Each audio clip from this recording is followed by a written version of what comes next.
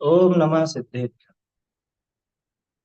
मंगलमय मंगल करणी वीतराग विज्ञान नमो ताहि जाते भये अरहंतादि महान करि मंगल करि हो महाग्रंथ करण को काज जाते मिले समाज सब पावे निज पद राज।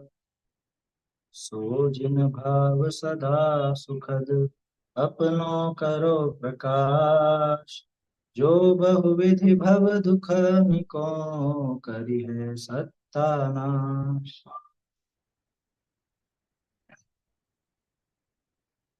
मोक्ष मार्ग प्रकाशक ग्रंथ में तीसरे अधिकार पर अपनी चर्चा चल रही है और इसमें अंतराय कर्म उदयजन्य दुख और उससे निवृत्ति ये चर्चा अपनी हुई। अंतराय कर्म के उदय में जीव की कैसी दशा होती है कि इसको जो दान लाभ भोग उपभोग वीर्य का उत्साह पैदा होता है वो पूरा नहीं हो पाता, माने उसमें बाधा आती है ना। और वो कार्य नहीं होने के कारण महाआकुलता बनी रहती, आकुलता खूब बनी रहती है। और उसका उपाय ये क्या करता है, अन्य बाहरी द्रव्य को जिसको इसने अपना बाधक समझा उसे दूर करने का सोचता, उसे दूर करना चाहता, उसे नष्ट करना चाहता, ऐसा उपाय सोचता। जबकि वो सच्चा उपाय नहीं, क्योंकि एक तो वो भिन्न द्रव्य है और अंतराय का उदय हो तो बाहर में कोई बाधक नहीं भी हो तो भी इसके तो बाधा आएगी। और अंतराय का क्षयोपशम हो तो भले ही बाहर में कितने ही बाधक लगने वाले कितने ही द्रव्य हो, लेकिन इसका काम निर्विघ्न हो जाए, ऐसी बात इसमें थी, है ना। सच्चा उपाय सम्यक दर्शन ज्ञान चारित्र बताया था। बोलिए। पंडित जी, इसमें जो जीव हम्म। के मोह द्वारा दान लाभ भोग उपभोग वीर्य शक्ति का उत्साह उत्पन्न होता है। यहाँ पे जो हाँ वहां पे जो मोह लिखा है, हाँ, वो मोह मिथ्यात्व है कि अटैचमेंट है? वो दोनों है। मोह में दर्शन मोह और चारित्र मोह दोनों शामिल, क्योंकि वो जो उत्साह पैदा होता है वो तो चारित्र का काम है और उसके पीछे जोर किसका है, जोर तो मिथ्यात्व का है ना। माने राग द्वेष की जो विपरीतता अपने को नजर आती है उसके पीछे मूल कारण तो मिथ्यात्व ही है, ठीक है ना। तो इसलिए वो जो उत्साह पैदा हुआ है दान लाभ भोग उपभोग वीर्य का, उसमें मूल कारण तो मिथ्यात्व है और तात्कालिक कारण वो चारित्र मोह है, ठीक है ना। मतलब चारित्र मोहनी के उदय में हुआ जो अपने राग द्वेष इत्यादि है, उसके कारण वो उत्साह पैदा होता है। फिर सम्यक दृष्टि को क्या होता होगा? उसको तो नहीं है मिथ्यात्व। हाँ वो नहीं है दान, ना, इसीलिए मैंने कहा मुख्य रूप से वो कारण। नहीं तो वो भी तो दान करता है। नहीं उसके, हाँ करता है ना, अब उसके भी उत्साह तो होता है। जितना चारित्र मोह बाकी है, जितना उसके समझ लीजिए राग द्वेष आदि विकार बाकी हैं, उतना उत्साह तो उसको भी आता है। भाई सम्यक दृष्टि भी व्यापार करेगा तो व्यापार में भी कोई का कार्य उत्साह आदि से करेगा, शादी ब्याह आदि में भी वो उत्साह रहेगा, या समझ लो कोई भी काम हो दान लाभ भोग उपभोग वीर, इन पांचों में उसको भी उत्साह वर्तता है चारित्र मोह के अनुसार, है ना। लेकिन मिथ्या दृष्टि जैसा नहीं, मिथ्या दृष्टि जैसा नहीं वर्तता, इतना समझ लेना चाहिए। ठीक है। और बहुत बढ़िया समझाया था टोडरमल जी ने तो, कि भाई सच्चा उपाय क्या, कि मिथ्या दर्शन से जो इसके इच्छा द्वारा उत्साह पैदा होता था, मिथ्या दर्शन पूर्वक इच्छा की वजह से उत्साह पैदा होता था, अब मिथ्या दर्शन दूर हो जाएगा तो अपने आप ही सम्यक दर्शन होने पर मिथ्यात्व दूर होता है तो वो उत्साह भी दूर हो जाएगा। देखो, जो ये कार्य चाह रहा है वो चाहा हुआ कार्य हो जाना ये सुख की गारंटी नहीं है। क्यों? क्योंकि इच्छाएं तो इसकी अनंत है ना। वो चारित्र मोह के उदयजन्य दुख में भी अपन ने देखा था, आशा करता प्रति प्राणी यस्मिन विश्व मनोगम। अभी इसके जिस वस्तु संबंधी उत्साह उपज रहा है, मान लो वो कार्य हो भी जाए, उसमें कोई विघ्न नहीं भी आए, तो दूसरी इच्छा तो तत्काल खड़ी है, तो दूसरा उत्साह बना रहे। तो इसलिए मूल कारण मिथ्यात्व वो सम्यक दर्शन होने पर दूर होता है ना। और सम्यक दर्शन होने पे जब वो दूर होता है तो अपने आप ही वैसा उत्साह घट जाता है। अभी जैसे बात की ना, तो सम्यक दृष्टि के वैसा उत्साह नहीं होता जैसा मिथ्या दृष्टि के। तो ये क्या हुआ, इसका उत्साह घट गया, अनंतानुबंधी संबंधी उत्साह मिट गया, घट गया। इस वजह से उसके ऐसी इच्छा ही नहीं होती। और साथ में ही पिछला जो बंधा हुआ अंतराय कर्म है उसका अनुभाग भी क्षीण होता है ना, उसका अनुभाग घट जाता है। इस वजह से इसको एक तरफ तो अंतराय का अनुभाग घटा तो बाहर में अपने आप ही वो कार्य बनने लग जाएंगे, दूसरी तरफ इच्छाएं भी अपने आप घट गई तो सहज रूप से सुखी रहेगा, है ना, संतुष्ट रहेगा, सुखी रहेगा। क्यों? क्योंकि अब ये जान गया है कि बाहरी वस्तुओं से तो मेरा कुछ काम होता जाता है। ऐसी बात। तो लिखा ना, इच्छा तो मिट जाए और शक्ति बढ़ जाए, तब वह दुख दूर होकर निराकुल सुख उत्पन्न होता है। तब जाके वो दुख दूर होता है और निराकुल सुख उत्पन्न होता है। इसलिए सम्यक दर्शन आदि ही सच्चा उपाय है। और वास्तव में ये मान करके चलिए, इस दुनिया में जो जो भी दुख के कारण है, जो कुछ भी विपरीतताएं हैं, उन सब का दुख दूर करने का एकमात्र कारण सम्यक दर्शन ही है। अरे, यहाँ तक कि अगर आप देखो कि भाई भूख के दुख का नाश करने का क्या उपाय, भूख का दुख कैसे मिटाया जाए, उसका उपाय भी सम्यक दर्शन। सुनने में अटपटी लगेगी बात कि भाई भूख का दुख तो साहब भोजन करने पर मिटेगा, कि नहीं, वो तो उस समय तात्कालिक उसकी इच्छा सिर्फ क्षीण हुई है, भूख का दुख नहीं मिटा। क्यों? क्योंकि आज भोजन किया और कल फिर इच्छा हुई, कल फिर खाना पड़ा, सुबह किया शाम को, शाम को किया सुबह। ये तो रोज का ही काम हो गया ना, दिन में 3 4 बार जिसको जैसा भी भोजन करना रहता है वो करता ही है वह। तो इसमें ये अपने को समझना चाहिए, वास्तव में ये जो इच्छा है, ये इच्छा ही इसके दुख का मूल कारण है। और इच्छा का नाश होगा, मिथ्यात्व का नाश होगा, क्योंकि मिथ्यात्व के साथ ही वो इच्छाएं बनती।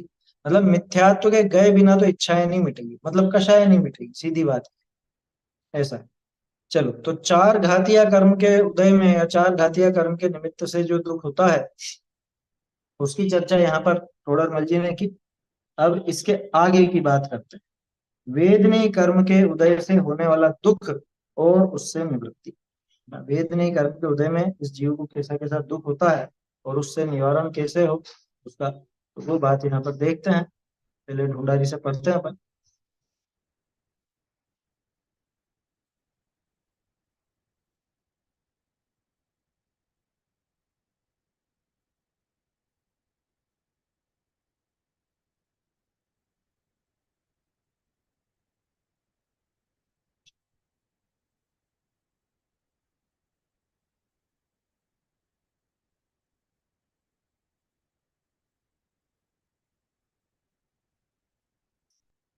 नहीं, ये पेज नहीं है।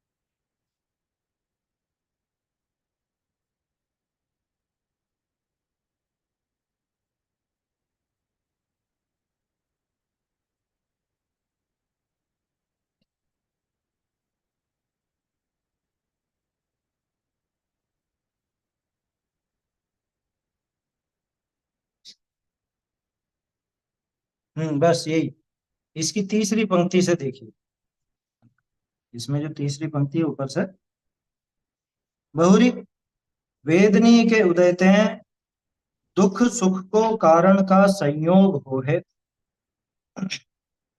तहाँ कई तो शरीर विषय ही अवस्था हो है, कई शरीर की अवस्था को निमित्त भूत बाह्य संयोग, कई बाह्य ही वस्तुनि का संयोग हो है, तहाँ असाता का उदय करी, शरीर विषय तो क्षुधा, तृषा, उच्छ्वास, पीड़ा, रोग इत्यादि हो है।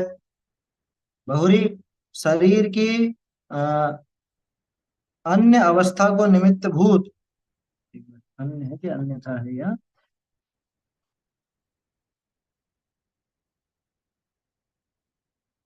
अनिष्ट, अनिष्ट है वो, अनिष्ट।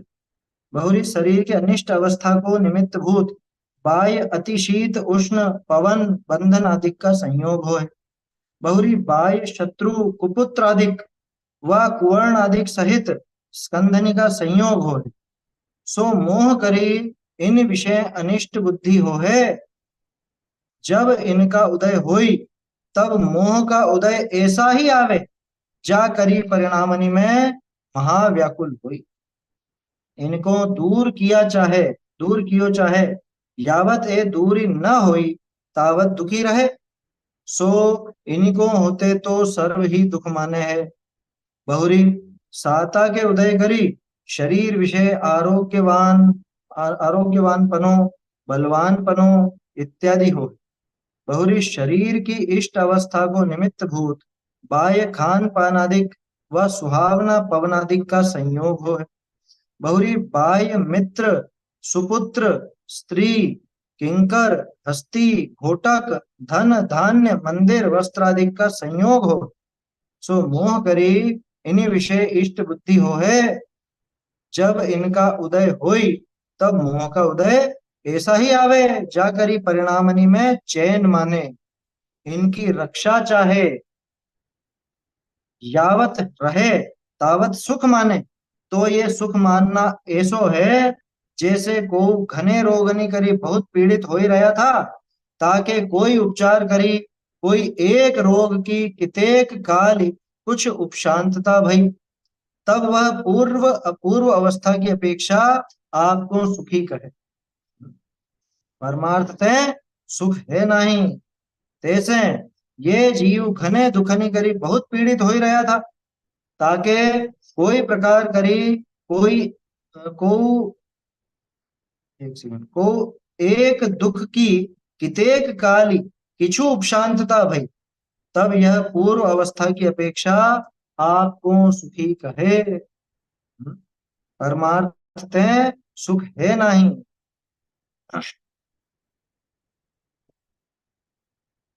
देखिए आगे है। बहुरी याकों असाता का उदय होते हैं, एक सेकंड, बहुरी याकों असाता का उदय होते हैं, जो होई ता करी तो दुख भासे है, ताते ताके दूर करने का उपाय करे है।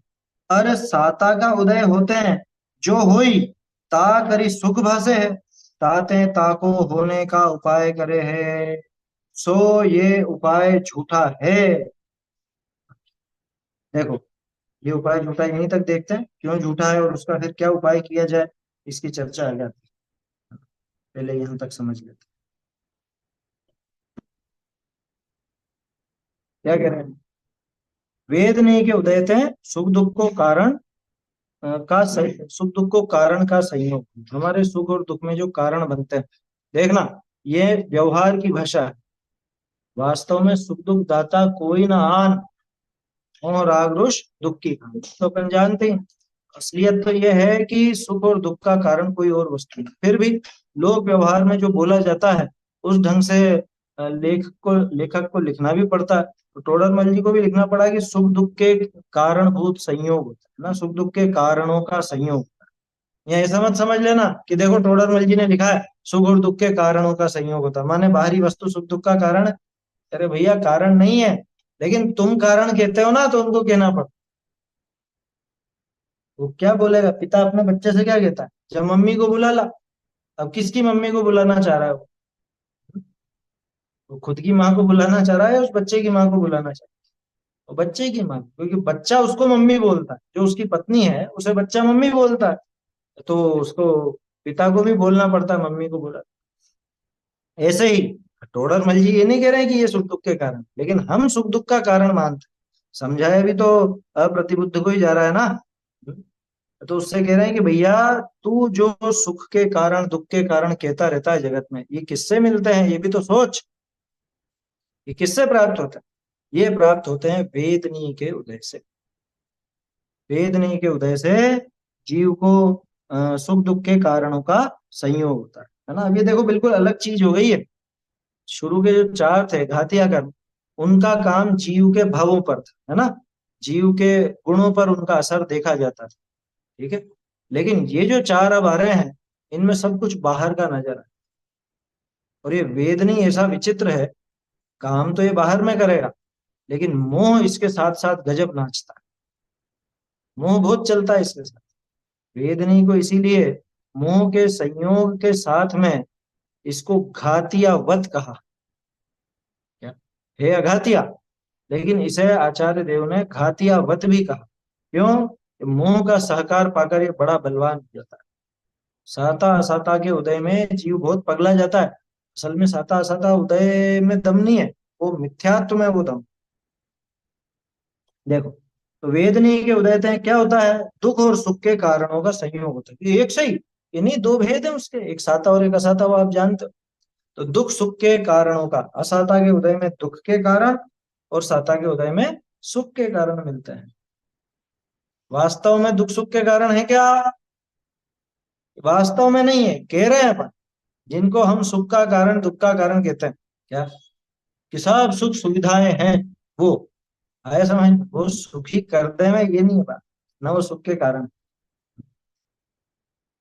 कहा के ही तो अब देखना क्या क्या होता है। अब इसको क्या बोलते हैं, वो बिल्कुल और वर्गीकरण करते जा रहे हैं टोडर मल जी, कि वेदनी कर्म के उदय में हमें कैसी कैसी दशाएं मिलती। क्लासिफिकेशन कर रहे हैं इसका। कहा के ही तो शरीर विषयी अवस्था हो। कुछ चीजें तो ऐसी होंगी जो शरीर में ही अवस्था होगी। मतलब वेदनी के उदय में पहला काम तो ये बनता है कि शरीर में तरह तरह की दशा होती है। शरीर में हुई तब तो हम में ही हुई ना। अरे हम में कहाँ हुई? शरीर न्यारा है तो शरीर की दशाएं भी न्यारी है ना। के शरीर की अवस्था को निमित्त भूत बाह्य संयोग हो है, ये दूसरा। पहला क्या था? शरीर की अवस्था। दूसरा, शरीर की अवस्था को निमित्त भूत बाह्य संयोग, माने सीधे सीधे शरीर में वो काम नहीं हो रहा, लेकिन शरीर को जिससे कुछ बिगाड़ या सुधार हो सके, ऐसी वस्तुओं का, ऐसी क्रियाओं का, ऐसी परिस्थितियों का संयोग। ठीक है ना।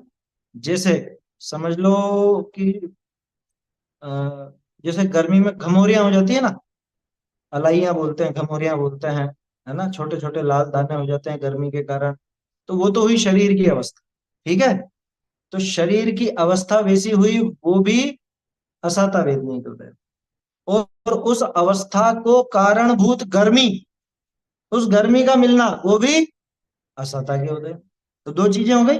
पहला तो शरीर में ही अवस्था, दूसरा शरीर की अवस्था में निमित्त भूत बाह्य संयोग, जिनके निमित्त से शरीर की वो दशा बन सके। और तीसरा, के बाह्य ही वस्तुनि का संयोग, बाहरी वस्तुओं का संयोग, जिनका शरीर से तो कोई संबंध नहीं है ना, मतलब शरीर पे तो जिसका कोई असर नहीं होता, लेकिन हमें सुख दुख के निमित्त कहलाते हैं, हमारे सुख दुख के कारण कहलाते हैं। अब जैसे मान लो, अच्छा स्कूल है, बढ़िया कपड़े, अभी शरीर को तो कोई कुछ, शरीर की दशा तो कुछ भी नहीं हो रही इनसे, लेकिन उसमें हमको अच्छा लगना बुरा लगना वो सब होता है। ये वेदनी का बहुत विचित्र है चैप्टर। ये लगेगा तो ऐसा जैसे जीव के भावों पर काम कर, लेकिन वास्तव में ये सिर्फ बाहरी संयोग के ऊपर काम करता है। एक प्रश्न मैं आपके दिमाग में डालता हूं इसमें। मुनिराज को जो, समझ लो कोई उपसर्ग हुआ, है ना, और कोई, या फिर मान लो उनको कोई कोई भी बाधा है, किसी भी प्रकार की बाधा, वो शेर आया या जलाया जलाया कुछ भी, ये उनके साता वेदनी का उदय है या असाता वेदनी का? एक झटके में जवाब आएगा, मुझे पता है असाता वेदनी का उदय। मेरा प्रश्न तो ये है कि उसमें वो दुखी तो हो ही नहीं रहे। मुझे तो ऐसा था नहीं है ना। वो तो आत्मा में लीन है ना, तो ऐसा था क्या तो फिर उसको असाता का उदय क्यों कहे? पुराण नहीं करता है। देखो, ये प्रश्न इसीलिए समझना जरूरी है क्योंकि बहुत से लोग ये सोचते हैं कि साता के उदय में सुख मिलेगा। मैं दोनों ही नहीं है कैसे बोल रहे हो? दोनों कैसे नहीं है? वो असाता का ही उदय है। उपसर्ग परिचय आदि जो भी हैं, बाहरी प्रतिकूलताएं जो भी हैं, वो सब असाता का ही उदय है ना। वो कोई साता का उदय नहीं है। इससे क्या सिद्ध हुआ? असाता का उदय दुख देने में समर्थ नहीं है, साता का उदय सुख देने में समर्थ नहीं है। आपको जो कुछ भी, जिसको हम अनुकूल कहें, जिसे ध्यान रखना, अनुकूल होना चाहिए, प्रतिकूल नहीं। ठंडी हवा अनुकूल है, प्रतिकूल? कि गर्मी के मौसम में तो अनुकूल और सर्दी के मौसम में प्रतिकूल है? अनुकूल प्रतिकूल तो हमारे बुद्धि से चल रहे हैं ना।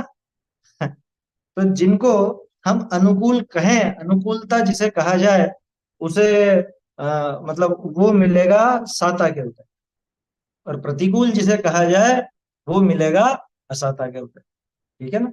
जगत के हिसाब से परिभाषा चलेगी, ये मुनिराज के हिसाब से नहीं चलेगी। ये मुनिराज कहेंगे कि भाई हमें तो कोई भी अनुकूल प्रतिकूल नहीं, है ना।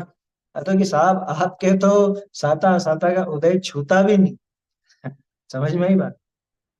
खैर ये तो कहने की बात है। असाता का उदय उनको है, और असाता के उदय में न वो जुड़ान करते हैं न उससे दुखी होते हैं, है ना।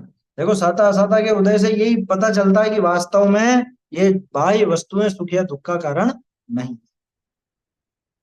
अरे किसी जीव को बहुत तृष्णा है, बहुत तृष्णा, बहुत पैसा मिले, बहुत पैसा मिले, करोड़पति है, लेकिन और उसको लोभ है और उसको चैन नहीं आता कि मैं और पैसे कहाँ से आएंगे, और कैसे लाऊं, और कैसे जोड़ूं। तो वो इतना सब पैसा मिलने पर भी दुखी है ना।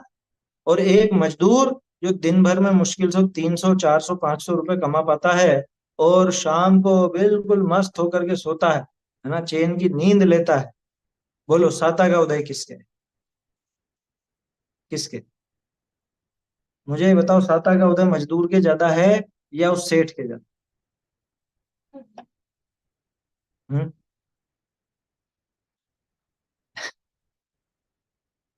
फार्मर कहाँ आ गया इसमें? फार्मर तो किसान होता है। मैं मजदूर बोल रहा हूँ। वो सेठ के साता का उदय ज्यादा है या उस मजदूर के साता का उदय ज्यादा है? उधर तो सही है, पेट के धन वो संपदा आदि जो सुख सामग्री है वो किसको मिली है ज्यादा? जिनको तो भी साता का उदय तो सेठ के ही ज्यादा है, लेकिन उसके कषाय ज्यादा, इच्छा ज्यादा, इसलिए दुख है। तो बोलो, साता का उदय सुख का कारण कहलाया या इच्छा का नहीं होना सुख का कारण कहलाया? जो भी अपन ने चारित्र मोहनी और अंतराय के उसमें प्रकरण में देखा, तो वास्तव में तो जीव का मोह, उसकी जो इच्छा है, कषाय है, वो ही दुख का कारण है। बाहर से पुण्य का उदय तो उसी के ज्यादा है, किसके? सेठ के। लेकिन उसको, है? हाँ, कषाय से सुख दुख है। साता असाता आपको सुख या दुख नहीं दे सकता, अनुकूल प्रतिकूल वस्तु दे सकता है। साता असाता का उदय अनुकूल या प्रतिकूल वस्तु दे सकता है, लेकिन वो सुख या दुख नहीं दे सकता। जो वेदने का उदय ये भी है ना, मोहनी प्रबल होता है ना, मोहनी का तो उसी में ज्यादा वो मोहनी तो का। यही तो कहा, मोहनी का सहकार पाकर के ये हाँ, घातियावत लगता है। बोलिए। पंडित जी वो मजदूर के पास तो गुंजाइश नहीं है ना, सेठ के पास गुंजाइश है। गुंजाइश से क्या लेना देना? अब उसके पास होती तो वो भी कमाने के लिए और लोभ हो जाता है उसे। बिल्कुल नहीं, बिल्कुल नहीं। उसको मिल रहा हो ना, तो भी ऐसे ऐसे संतोषी जीव मिलेंगे आपको कि आप कहोगे जा ये ले जा, एक शर्ट ले जा, नहीं नहीं चाहिए, मैं है मेरे पास तो ये चल रही है बढ़िया। हकीकत बता रहा हूं मैं आपको। आप उसको सर्दी में कंबल भी दोगे, हो कि नहीं है मेरे पास तो, वो फटी हुई होगी ना उसकी वो रजाई, तो भी होगी है मेरे पास तो, नहीं लेगा वो। कि कहाँ रखूंगा मैं इसे? कई लोग होते हैं ऐसे। ऐसे होता है। आप सोच रहे हो कि उसको मिल नहीं रहा इसलिए तो उतने में ही संतोष कर रहा है, ऐसा नहीं है। मिल रहा हो तो ठुकरा दे मैं। करेक्ट। और यहाँ तो मिला मिलाया है तो भी और मिले और मिले और मिले, है? ये जो भावना है उसकी, ये मूल में दुख का कारण। तो असल में साता या असाता का, ये सारे प्रश्न क्यों मैंने आपके सामने रखे?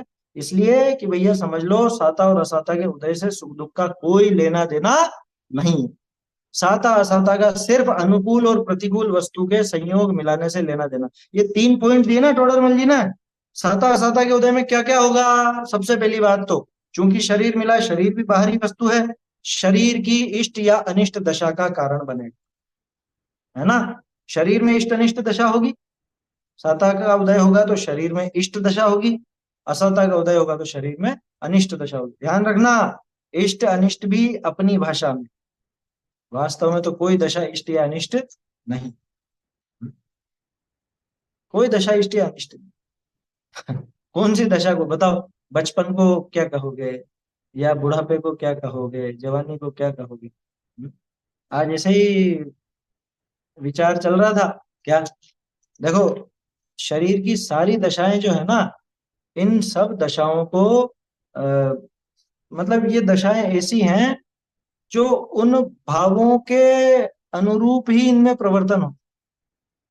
शरीर की सभी दशाओं में क्या मतलब, कि जैसे बच्चा है, छोटा बच्चा, अब बचपन में आप उसका शरीर देखोगे ना, तो उसके प्रति अपने आप ही ऐसा कि मासूम सा लगेगा, तो उसको खिलाने का भाव आएगा, उसके प्रति प्रेम उमड़ेगा, या कुछ भी है, उसको लाड़ प्यार दिया जाए, ठीक है, ऐसी दशा है। अब वो फिर बड़ा होता है तो किशोर अवस्था में वैसी वैसी भावनाएं उसके पनपती हैं, युवा होता है तो फिर वैसी है। ये 5 इंद्रियां प्रबल होती है ना युवावस्था में, तो 5 इंद्रिय के विषय भोगों की भावना ज्यादा लगती है। और वृद्धावस्था कैसी होती है? वृद्धावस्था ऐसी जो सब उससे नाक हो सिकोड़ते, मतलब जैसी दशाएं हैं शरीर की, उसी अनुरूप लोगों के भाव बनते हैं। लेकिन समस्या यह है कि वो सब दशाएं देख करके भी सीखता नहीं। क्या सीखता नहीं? बुढ़ापा आ जाए तो भी दूसरे का बुढ़ापा देख करके भी ये नहीं सीखता कि अरे शरीर का ऐसा ही स्वरूप है, मेरा भी ऐसा का ऐसा ही, ये मेरा मतलब ये शरीर का भी ऐसा ही होने वाला है आगे। विरक्ति कहाँ आती है इसको? बचपन देख करके उस पर प्रेम उमड़ता है, युवा अवस्था देख करके उस पर कुछ ऐसा जोश उमड़ता है, या विषय भोगने की भावनाएं होती हैं। लेकिन बुढ़ापा देख करके विरक्ति नहीं आती है। कैसी विचित्रता है। बूढ़ा हो जाए, बूढ़ा मानने को तैयार नहीं होता खुद। पहले एक कहावत थी, सठिया गए, हैं? सठिया गए का अर्थ क्या था? कि 60 पार होने को सठिया गए कहते, कि 60 पार के बाद तो सरकार भी रिटायर कर देती है ना। 60 के ऊपर हुए माने अब बस जो है एक्स्ट्रा है। 60 के ऊपर का जीवन अब जो कुछ भी है वो अतिरिक्त ही है, ये मान करके चलना। जो था वो तो निकल चुका, लेकिन ये सोचता है मैं 60 पार होने के बाद कुछ संभलूंगा। अरे तब तक तो ट्रेन ही छूट जाएगी भैया। वो दशा देख करके युवावस्था में संभलने जैसा है, वृद्धावस्था देख करके युवावस्था में संभलने जैसा है। और ये मूर्ख खुद की युवावस्था देख करके उसमें गाफिल हो जाता, बिल्कुल विचार नहीं करता। अरे अपने अपने सबके घरों में अपने बाप दादा वगैरह तो रहते ही है ना, है, बूढ़ों को देखा नहीं क्या? अपने दादा दादी को तो देखा ही है, ज्यादातर लोगों ने तो देखा ही है, किसी ने नहीं भी देखा हो तो नहीं देखा हो। लेकिन उनकी दशाएं देख करके भी इसको विचार नहीं आता कि अरे मेरी भी ऐसी दशा हो जाएगी, एक दिन मैं भी ऐसे पलंग पर पड़ा रहूंगा, है, हो सकता है ना। सठिया जाना मतलब नकारा हो जाना नहीं, नकारा हो जाना थोड़ी ना होता। सठिया जाना मतलब वो तो ज्यादातर तो दिमाग खिसक गया ऐसा बोलते हैं। जब 60 पार हो गया ना, जमाना तो बदल चुका, अब ये पुराने जमाने के हिसाब से सोचे जाते हैं। तो वो खैर, अब तो इस कहावत का इस्तेमाल भी कम ही हो गया, लोग कहाँ मानते हैं। उठ गए 1800 पाठा। हाँ, 60 पाठा, पक्के। 60 हो गया, 60 मतलब 60 पार हो गए तो पाठा बिल्कुल ऐसे पक्के हो गए, अब बदलने वाले नहीं। बुद्धि उसकी हाँ, विशेष होती है। वहां तो तेजाई के अर्थ में, हाँ, तो वो तेजाई के अर्थ में। हाँ, ऐसा होता है। खैर वो तो तरह तरह की कहावत है और सबका उदय अलग अलग तरह का है, वो तो एक सामान्य कथन है। लेकिन लौकिक बात है उसमें तो। हाँ, ये भी है, अब 60 पार करना भी विशेष बात होगी। क्योंकि 60 के पहले ही 60, अरे 30-35 साल की उम्र से बुढ़ापा लगने लग जाता है। आया समझ में? ये तो 80 की उम्र में भी खुद को जवान समझता है, बुढ़ापे में भी खुद को जवान मान करके और उछल कूद करे बिना बाज नहीं आता, टांगे तुड़ा करके बैठ जाता। खैर, तो तीन बातें है ना, वापस विषय पर आइए, विषय ही है वो भी, साता असाता की बात चल रही। तीन बातें, वेदनी के उदय में क्या क्या होगा। एक तो शरीर की दशा होगी, बोलिए।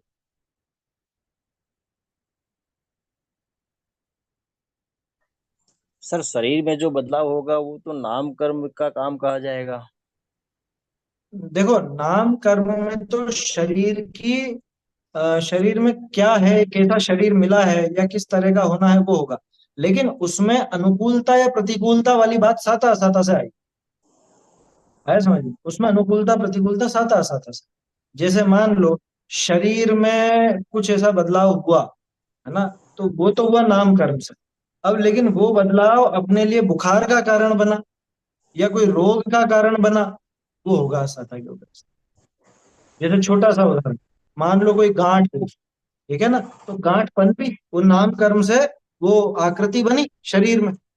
अब वो गांठ किसी विशेष बीमारी की हो या सामान्य हो, कई बार ऐसी मेद हो जाती है, बहुत से लोगों को मेद होती है, गांठ जैसी मेद होती है ना। अब वो कुछ भी नहीं करती, उसमें कुछ भी नहीं होता, ना दर्द होता है ना कुछ, बस एक आकार बन गया ऐसा।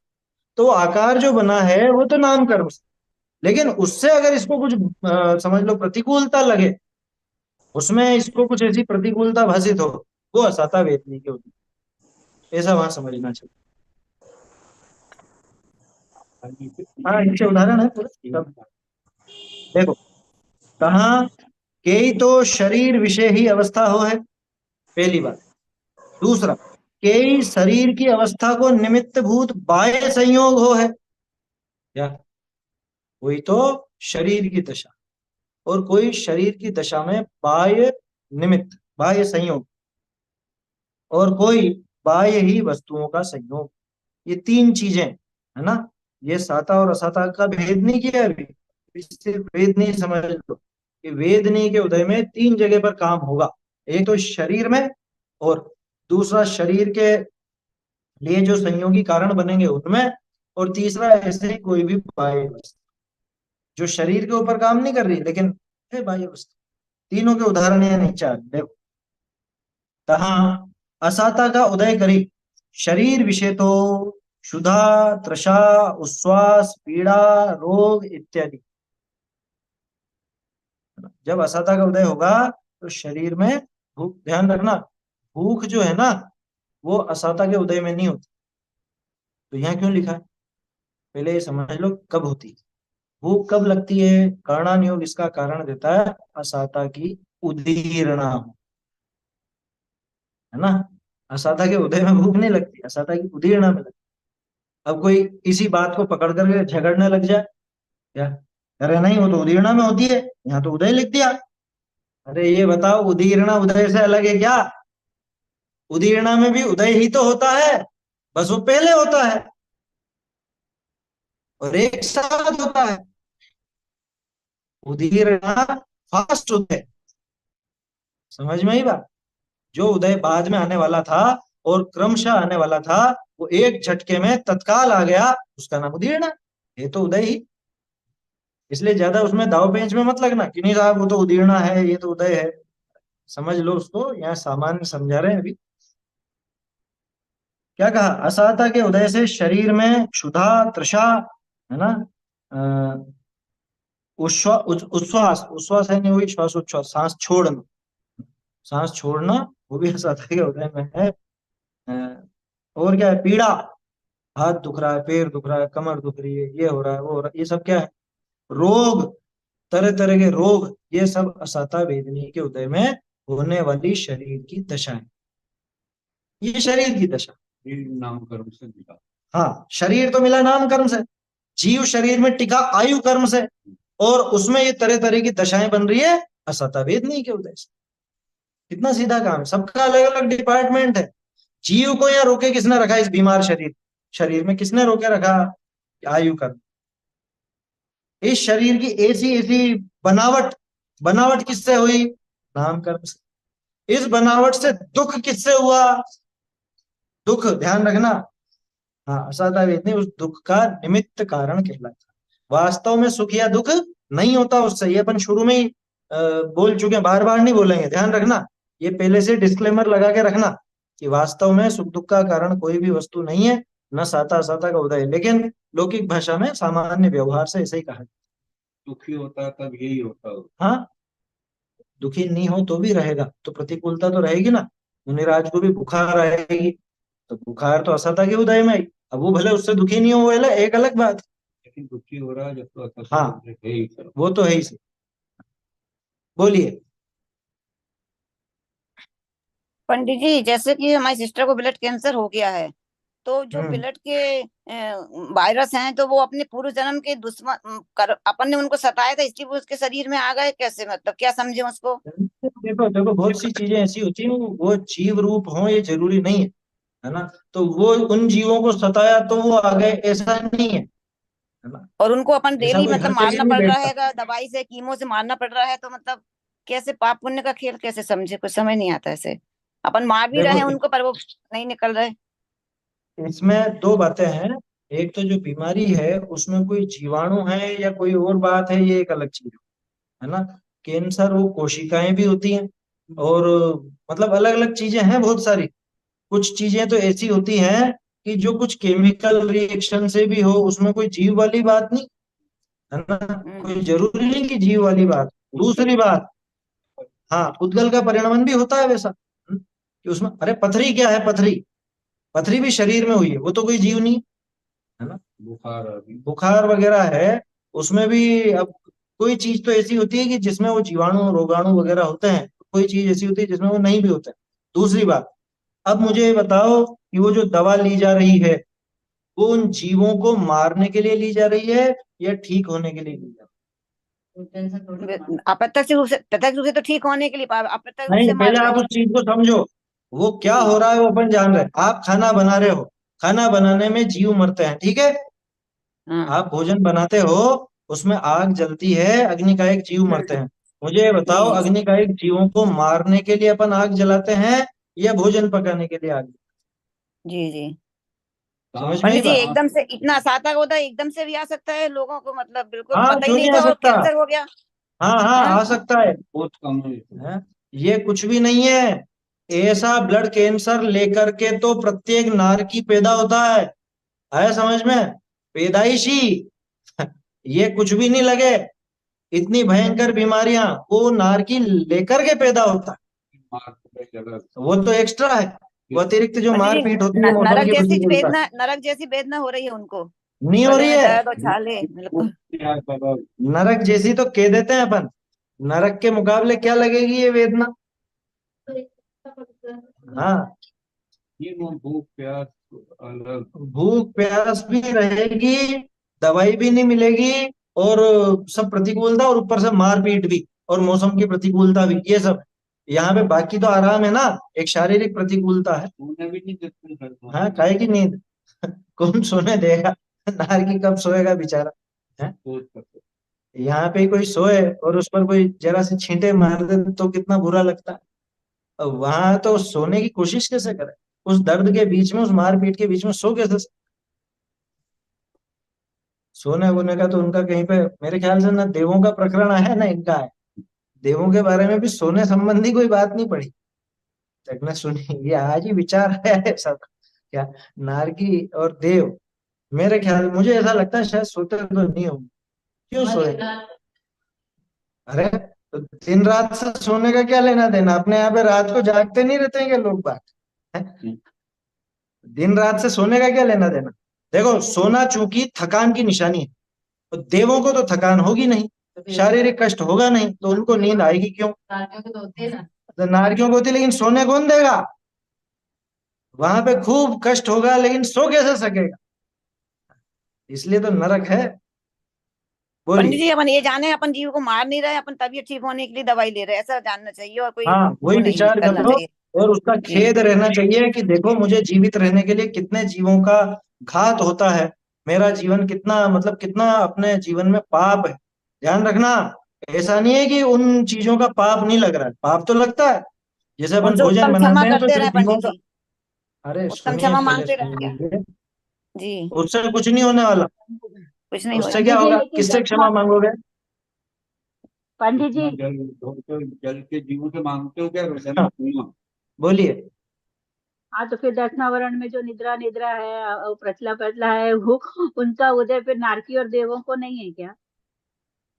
अब ये भी एक नई चीज है सोचने की, क्या कि उनको है या नहीं, है ना। अब मैंने देखो देव और नारकियों के संबंध में पढ़ा नहीं है, तो मैं नहीं कह नहीं मेरे को भी सकता। ऐसा, नहीं नहीं पंडित जी, मुझे बहुत बार मुझे भी ये क्वेश्चन आया था, पर मैं सोची किसको पूछूं, तो चलो आज मौका मिल गया तो मैंने सोचा कि पूछ लूं, जरा विचार करने जैसा है ठीक है, कुछ। कोई दिक्कत नहीं हो तो, लेकिन देखो तर्क से तो ऐसा ही लगता है कि देवों को सोने की जरूरत नहीं होगी और नारकियों को सोने को मिलता नहीं होगा। ये सोने अच्छा ऐसा जागने हो की सकता व्यवस्था यहीं पर है। होगी, हाँ ऐसा ऐसा लगता है।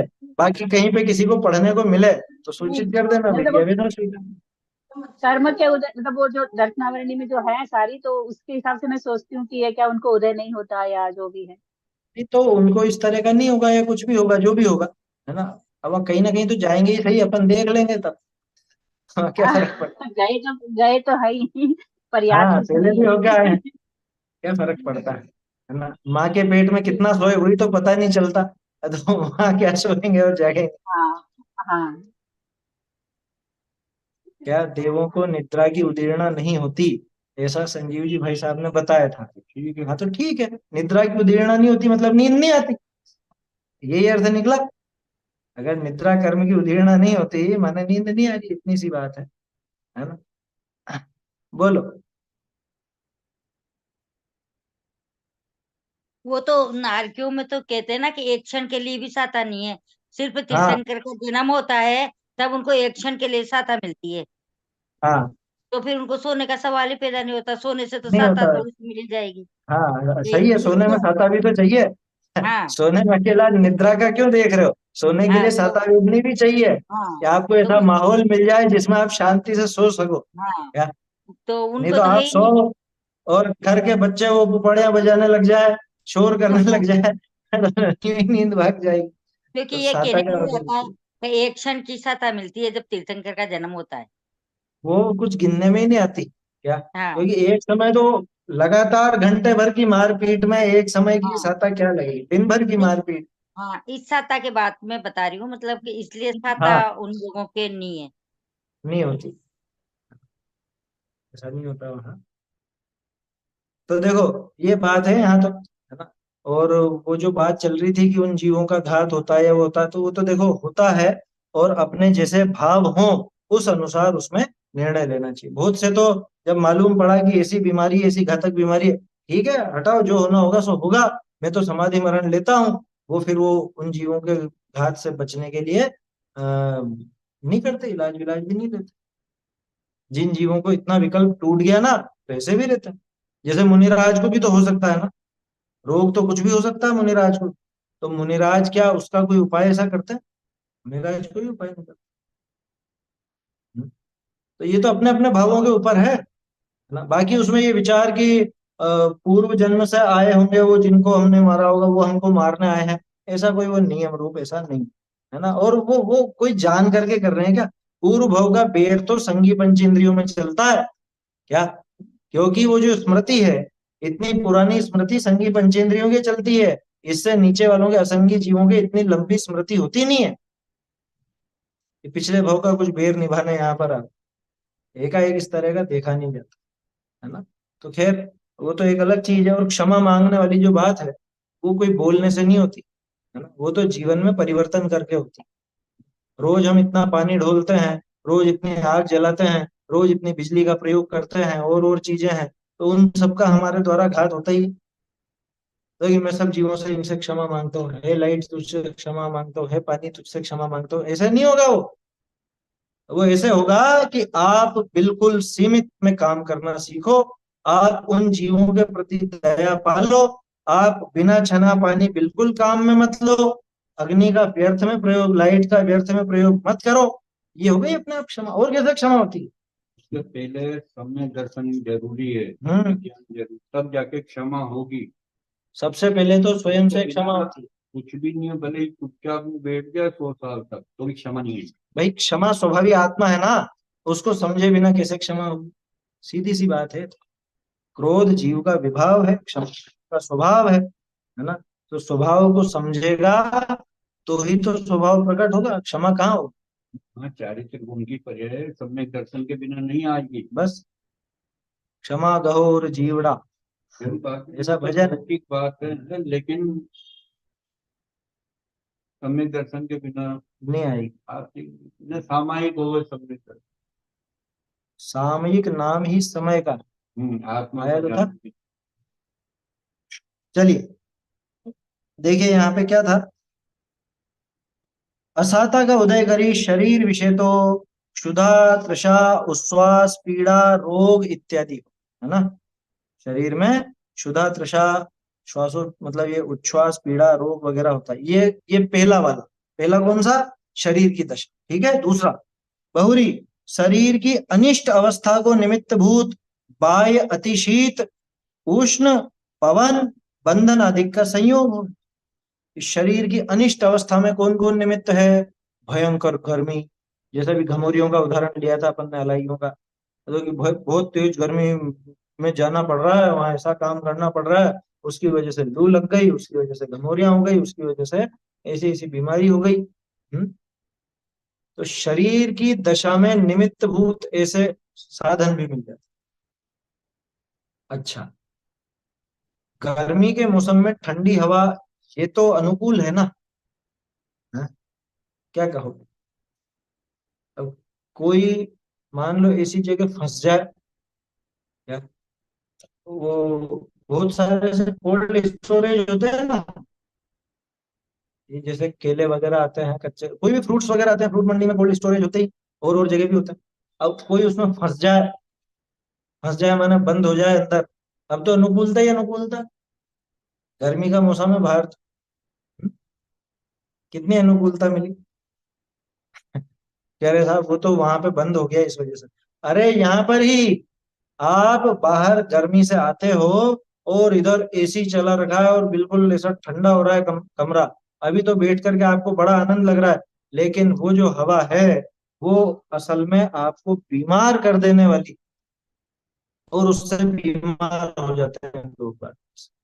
एकदम गर्मी से आते हैं और ठंड में घुस जाते हैं तो वो शीत गर्म हो जाता है, हाँ? और भी कोई कोई अलग अलग तरह के रोग लग जाते हैं। तो उसमें कौन कारण है, कि वो असाता का उदय ही उसमें कारण है। तो एक तो शरीर की वैसी दशा, और एक शरीर की अनिष्ट अवस्था को निमित्त भूत बाह्य अति शीत उष्ण, है ना। अति शीत उष्ण पवन, ठंडी हवा गर्म हवा, बंधन आदिक, बंध गया, है ना, बांध दिया किसी ने, ये सब किससे हुआ। बंधन से भी शरीर की दशा कुछ बिगड़ती है क्या, बिल्कुल बिगड़ती है। बांध दो शरीर को तो बंधन हो गया, मान लो यहाँ से हथकड़ी लग गई, कुछ भी हो गई तो निशान पड़ जाएंगे, यहाँ पे कुछ चोट लग जाएगी, है। आया समझ में। ये सब इनका संयोग होता है। बहुरी, अब तीसरी बात, बाह्य शत्रु कुपुत्रादिक व कुवर्णादिक, कुवर्णादिक सहित स्कंदनी का संयोग है। अब बाहरी कोई शत्रु है, शत्रु ऐसा नहीं है जो शरीर में कुछ कुछ कर रहा है, बस वो बिगाड़ करता है, तो वो शत्रु का मिलना वो शरीर की दशा में तो कारण नहीं बन रहा, लेकिन अपने प्रतिकूलता में कारण बनता है। कुपुत्र आदि, अरे ऐसा कपूत पैदा हुआ है? ये कुपुत्र किससे मिला बताओ। ऐसा था वेद में, जैसे वो बोलते हैं ना, पहला सुख निरोगी काया, दूजा सुख घर में माया, तीजा सुख कुलवंती नारी, चौथा सुख पुत्र आज्ञाकारी। अब इसका उल्टा कर दो, है? ये रोगी काया यह साता के उदय में मिली, घर में हो माया, घर में नहीं हो माया, माया मतलब धन लक्ष्मी, है? तो वो भी नहीं मिल रहा है, ये भी असाता के, असाता के उदय में दरिद्रता मिलेगी ना। कुलवंती नारी, यहाँ पे लड़ाकू नारी, क्या मान लो वो ऐसे ऐसे लड़ने वाली मिल जाए, या लड़ाकू पति मिल जाए, दोनों ही तरफ लगती है वो बात तो। ये पति ऐसा मिला है खोटा बिल्कुल, क्या जो समझता नहीं है जरा भी, विचार ही बिल्कुल विपरीत है, ये क्या है, ये असाता का होता है ना। झगड़े होते रहते हैं कहीं कहीं पे, बहुत सी जगह, किस बात से, ये असाता के उदय में ऐसा मिला। या कुपुत्र, या तो बेटा ऐसा खोटा निकला कि बिल्कुल एक काम नहीं करता है हमारा, है ना, और सारा हमारे तो सारा धन संपदा भी इसने गंवा दी, और इसने सब लुटा के रख दिया। खुद तो कुछ कमाया तो नहीं, उल्टा और लुटाया ही लुटाया इसने, सारा बिगाड़ कर दिया, ऐसा कुपुत्र पैदा हुआ। अच्छा, अब थोड़ा सा यहाँ पे एक विचारणीय प्रश्न। कोई बाप, वो धर्म मार्ग पर नहीं है, वो व्यसनी, ठीक है, वो व्यसनी और बिल्कुल बिगड़ा हुआ है, और उसका बेटा वो धर्म मार्ग पर लगा हुआ है, ठीक है। अब उस व्यसनी बाप की बात ये बेटा नहीं मानता, उसकी नजर में ये बेटा बिल्कुल कपूत है ना, कपूत है नहीं, कपूत कुपुत्र, ठीक है। माने वो धर्मात्मा है बेटा, और धर्म के मार्ग पर चलता है, न्याय नीति से चलता है, लेकिन अब इसका कहा हुआ नहीं करता है, क्योंकि ये अनीति की बात करता है, और ये अनीति की बात सुनता नहीं, ये चलने नहीं देता। मेरा प्रश्न ये है कि वो जो पिता है, उसको, वो उसकी नजर में कुपुत्र, वो किसके उदय से मिला है? साता के उदय से या असाता के उदय से? धर्मात्मा बेटा साता के उदय में मिला है या असाता के उदय है? कि देखो, वो उसके अनुकूल नहीं है ना, प्रतिकूल है ना, तो असाता का ही उदय है उसके अनुरूप नहीं चल रहा है। हाँ, जब इसको, ध्यान रखना, यही असाता का उदय साता में भी बदल सकता है। कैसे?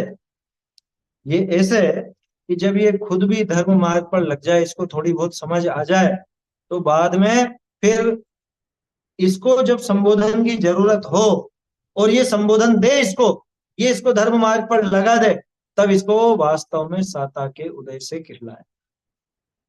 तो ऐसा भी कोई होता है क्या? कभी वही चीज असाता और कभी वही चीज साता की? बिल्कुल होता है। ये ठंडी हवा गर्मी में साता के उदय से, और यही ठंडी हवा सर्दी में साता के उदय से। बदल गया ना मौसम, ऐसे ही ये मौसम बदल जाता। समझ में ही बात है? वही स्त्री कभी तो असाता का उदय लगने लगती है, कभी साता का उदय लगने लगती है ना। वही पुत्र कभी साता का उदय लगने लगता है, कभी असाता का उदय लगता है। तो कुल मिला के ये तो हमारी अनुकूलता और प्रतिकूलता पर निर्भर करता है। देखो, बाह्य शत्रु कुपुत्रादिक व कुवर्णादिक सहित स्कंधन का संयोग। कुवर्णादि स्कंधों का क्या मतलब? जिसके स्पर्श रस गंध वर्ण अच्छे नहीं हो, ऐसे स्कंधों का संयोग भी होता है। क्या? अरे साहब, हमको तो ऐसे मिले हैं, बिल्कुल ये गद्दा ऐसा है, इसमें तो कमर दुखने लग जाती है, इसका स्पर्श अच्छा नहीं है। क्या? असाता क्या होता है? आया समझ?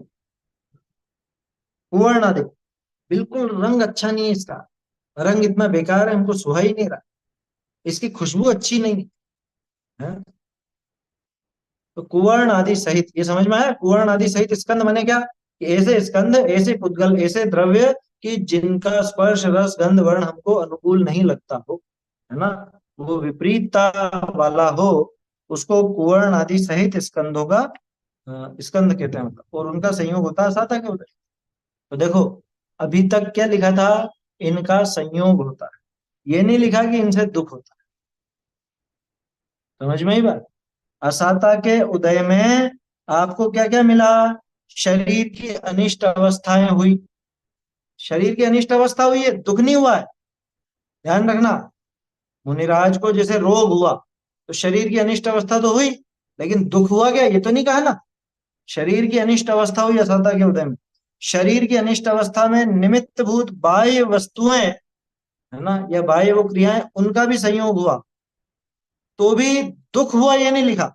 और तीसरी बात, बाहरी शत्रु कुपुत्रादिक या कुवर्णादिक सहित जो संयोग है, यहाँ पे जीव अजीव दोनों आ गए, है ना, अन्य जीव या अन्य अजीव वो सब आ गए, उनका संयोग होता है।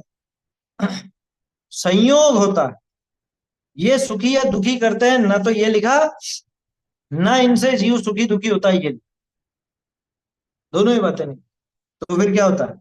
सो मोह करी इन विषय अनिष्ट बुद्धि हो है, ये वेदनी को मिल गया इस मोहनी का साथ। मोह करी इन विषय अनिष्ट बुद्धि हो।